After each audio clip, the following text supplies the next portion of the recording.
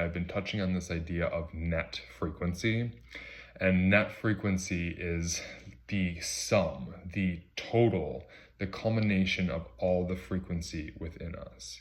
So everything is energy, everything is vibrating at a specific rate. However, we are very complex machines of energies. We are very complex individuals, and we are very complex energetic beings. And within the structure of our energy, there are different frequencies operating at the same time. And these frequencies, I like to think of this concept of buoyancy, right? Because there's no negative frequency. People talk about having bad energy or having negative energy, and I say that doesn't exist at all, because I pose the question of what frequency does bad energy vibrate at? What hertz? What frequency per second, right? And then negative energy, it's impossible for something to vibrate at a negative rate. It's just, the rate of vibration is always positive. So rather than looking at good energy or bad energy, I look at density or lightness. Now, when we think of our energetic system, it's a jumbled mix of density and more high vibrational, high frequency energy. And I think like high vibrational, like raise your vibration is such like a trendy catchphrase now in the world of spirituality, but there's lots of truth behind it. Energies like anger, rage, pain, sorrow, sadness, grief, those are all denser. They have a lower vibration. Energies like pleasure, romance, love, play, joy, bliss, peace, those are all very high frequency energies. They vibrate at a faster rate. They're up here. They have more buoyancy to them. So our net frequency is the culmination of all of the density plus all of the lightness, right? And if you think about buoyancy in water, an object's buoyancy is either going to help raise it up or it's going to help it sink to the bottom, okay?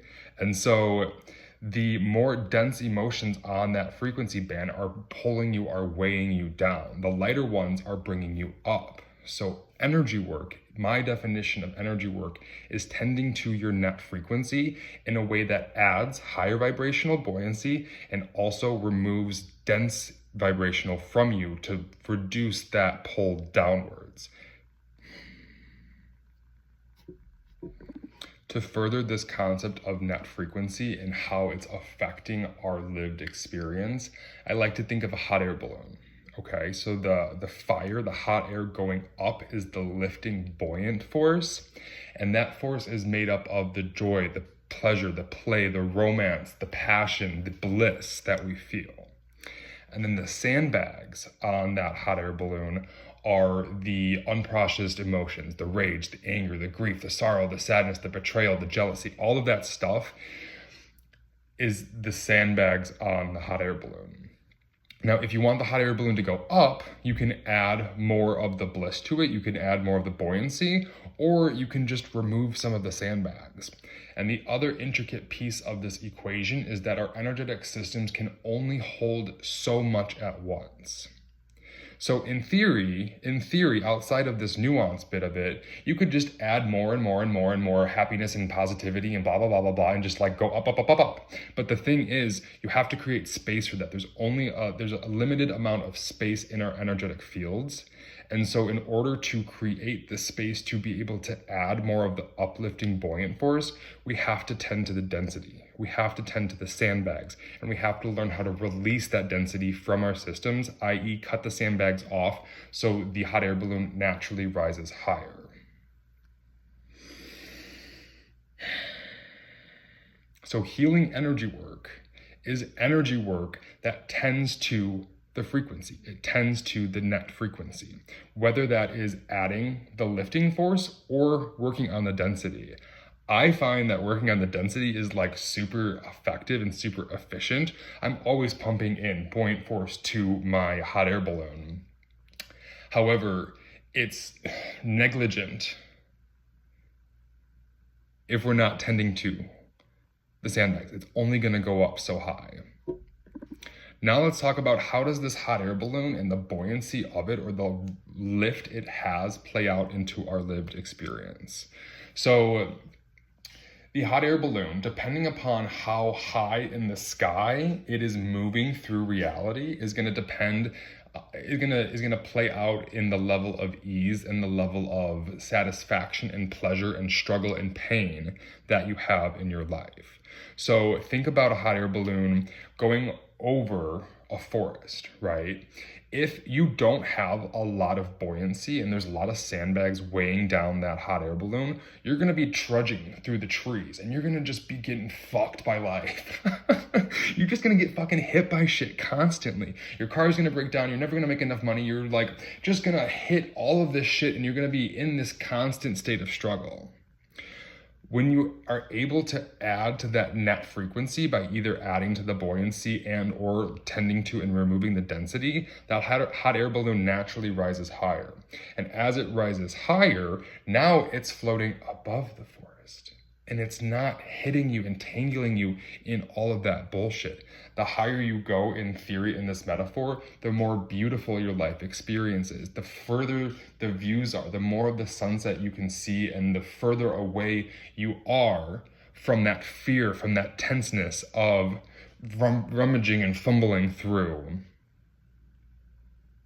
dragging through the forest.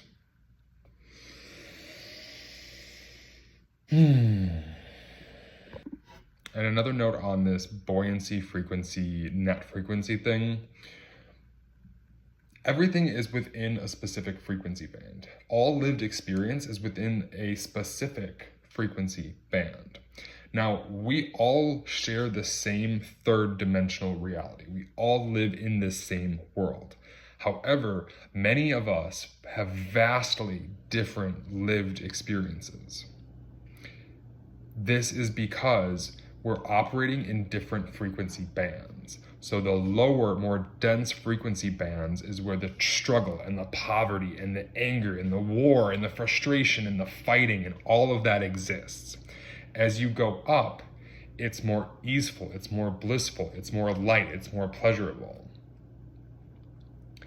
The net frequency that you operate out of determines where on that frequency band your reality plays out, or the perception of reality that you experience. So the name of the game is tending to your net frequency, because you can push and you can contrive and you can like force your way to the top of the social and like economic ladder, right? And you can force your way up there, but the quality of your lived experience is fully determined by your net frequency. So in order to naturally rise up, tending to your net frequency is the answer, is the most effective answer, is the most potent way to do it. I like this.